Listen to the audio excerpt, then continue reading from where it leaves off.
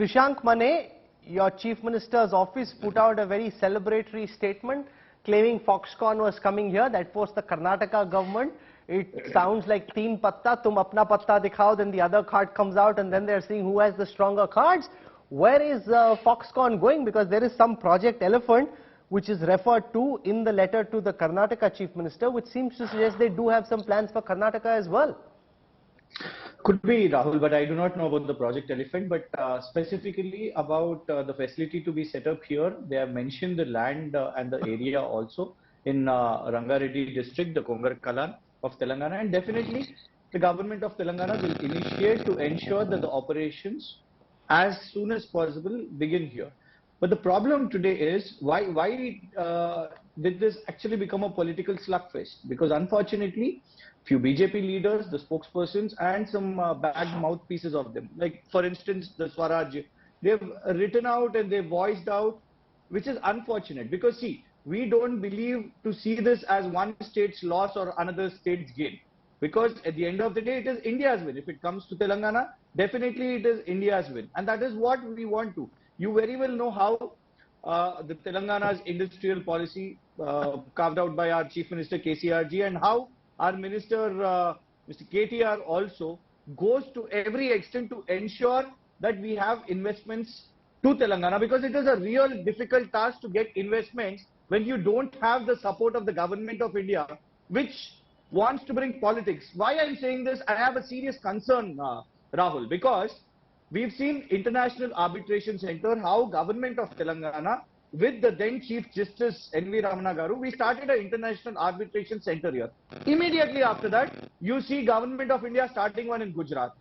Same thing, bulk drug park, we've asked for it, we don't get it. We've asked for a defense corridor, but because there is election in Uttar Pradesh, government of India gives Bundelkhand the... Okay. So I hear what you're saying. You're saying that it's difficult to bring investment to an opposition rule state. But Mohandas Pai, let's look at this analytically. From what I understand, it would make sense for Foxconn to double down on investment in one state.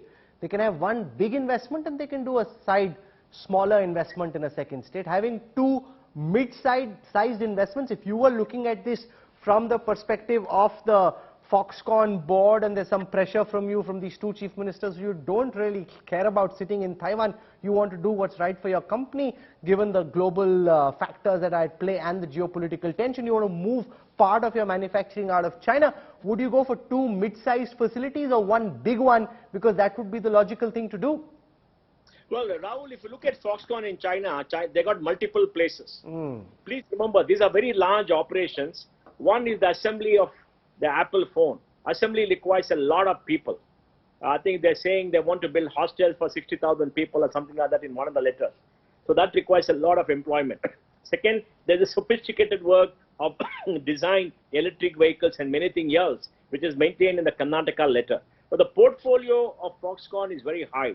And if you remember rightly, the Foxconn chairman said, I want to take up my production to $400–500 billion or something like that, right?